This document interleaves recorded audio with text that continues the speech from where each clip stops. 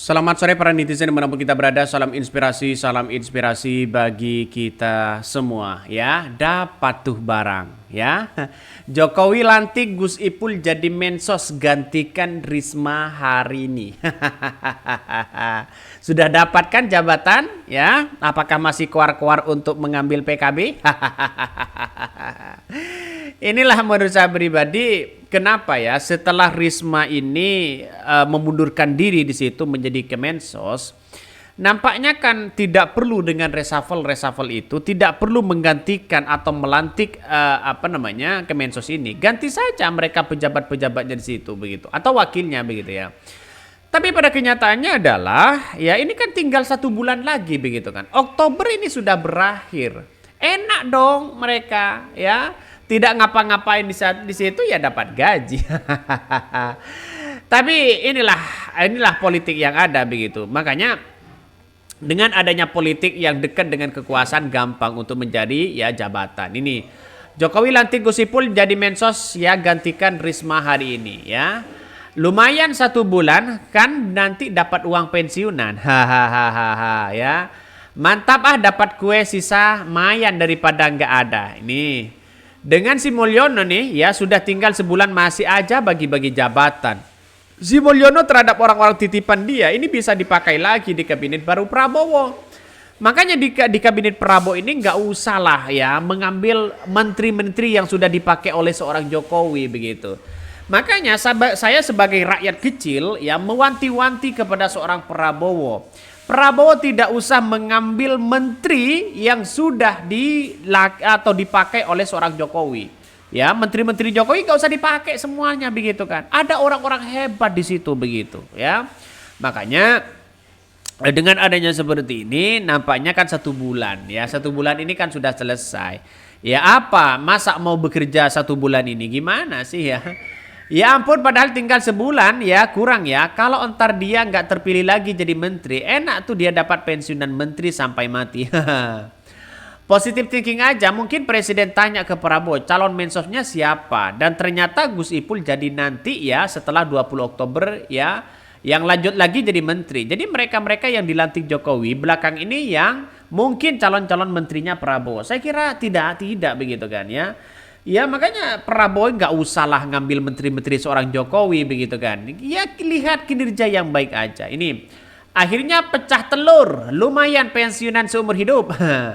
Kalau benar berarti Bapak ini hebat. Dulu habis jadi menteri ya turun jadi wagub. Habis itu turun jadi wali kota. Belum sempat jadi lurah ya sekarang mau naik lagi. Inilah kalau dekat dengan kekuasaan ya. Kalau dekat dengan kekuasaan. Saya kira apa yang kemudian dilakukan Jokowi ini ya sah-sah aja sebenarnya ya, tapi pada kenyataannya bagi kami tidak usah angkat Gus Ipul begitu kan. Dan sebenarnya Bu Risma tidak perlu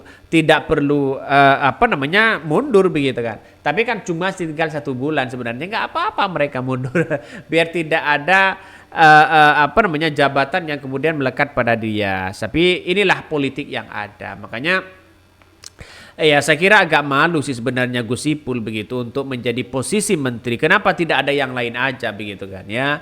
Ya karena Gus Ipul kan sering jadi menteri begitu kan ya. Sudah jadi pejabat ini pejabat itu begitu. Mending kasihkan yang lain. Toh pada akhirnya ini kan 1 bulan. 1 bulan ya di situ nggak bisa ngapa-ngapain ya. Duduk aja keliling sana sini sudah 1 bulan mereka. Nah, enak dong di situ ya. Coba kita baca ya ini. Jokowi lantik Gus Ipul jadi mensos gantikan Risma hari ini. Ngeri sedap. Wah, coba kita baca. Presiden Joko Widodo dijadwalkan akan melantik Menteri Sosial definitif untuk menggantikan Tri Risma hari ini yang mundur dari jabatannya. Bahkan Koordinator Staf Khusus Presiden Ari Widiawarduna mengatakan pengganti Risma adalah Sekretaris Jenderal Sekjen PBNU Saifullah Yusuf alias Gus Ipul. Pelantikan akan dilaksanakan di Istana Negara jam 9 pagi ini. Hari ini hari Rabu 11 September 2024 pukul 9 Presiden diagendakan akan dilantik ya Bapak Saiful Yusuf sebagai Menteri Sosial untuk sisa masa jabatannya tahun 2019-2024. Selain Gus Ipul, Jokowi juga akan melantik Dewan Komisioner LPS, dia juga ya Kepala BNPT. Selain itu ya Bapak Presiden juga akan melantik Ibu Aida Suwandi Budiman sebagai anggota Dewan Komisioner LPS dan Irjen Pol Edi Hartono sebagai Kepala BNPT, ujarnya. Ini kan saya kira ini kan hanya sebentar ya. Habis itu kan satu bulan Oktober ini kan sudah selesai begitu kan. Ya mungkin tidak nyampe 1 bulan begitu ya. Tanggal 20 Oktober ini kabarnya sudah lengser, sudah semua begitu ya. Ya lumayan lah ya, dalam dunia politik kita bisa berlaga ini bisa berlaga itu begitu. Ya tapi pada kenyataannya seperti Gus Ipul ini tawar-menawar di masyarakat sudah tidak laku begitu kan ya. Sudah tidak laku. Kenapa? Gabung ke ini, gabung ke itu, mencela-mencela begitu kan? Pada akhirnya pada akhirnya apa yang terjadi? Masyarakat melihat konsistensi di situ begitu. Ya memang secara demokrasi sah saja ya. Karena ini kan tinggal 1 bulan. 1 bulan itu kan sangat dekat sekali. Diganti dari wakil ketuanya saja, wakil ketua menteri kan enak begitu kan. Ya tidak usah tidak usah ganti-gantian seperti itu. Ya yang namanya politik kan bisa aja ya.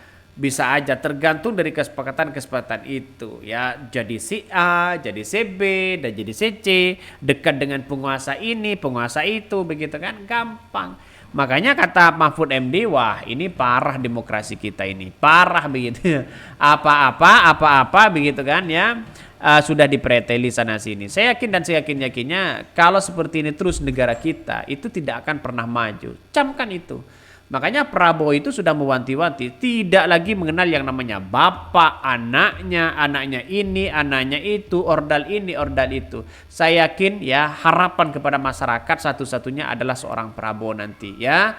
Ya tunggu saja di 100 hari kepemimpinan seorang Prabowo, tapi kalau tidak ada action ya sama aja. Jangan-jangan lebih dari seorang seorang Jokowi. Ya mungkin jadi menteri itu mungkin keluarga mereka. Jangan sampai ya, jangan sampai. Ini sudah diwanti-wanti oleh masyarakat loh begitu kan ya. Posisinya di situ. Kalau setiap partai dapat 2 begitu ya, dapat 2 semua. Partai Gerindra dapat 2, Golkar dapat 3 misalnya begitu kan ya. Atau partai-partai lain dapat 2 kan enak ya. Makanya jangan lebih ya, jangan-jangan nanti Partai Gerindra dapat 5. Partai Golkar dapat 4 misalnya begitu. Berurut di situ. Jangan ya. Maka politik ini kalau ingin negara kita akan maju, maka gagaslah ya, menteri-menteri itu bukan di kalangan dari orang-orang politik atau parpol. Saya kira ini juga tidak bisa begitu, karena kita sudah terjebak. Apapun yang terjadi dari menteri-menteri mereka pasti dari kalangan parpol ya. Karena ya tawar-menawar dalam dunia politik itu. Oke, mungkin itu yang kami sampaikan. Tonton terus channel Hodari Podcast Rakyat ini.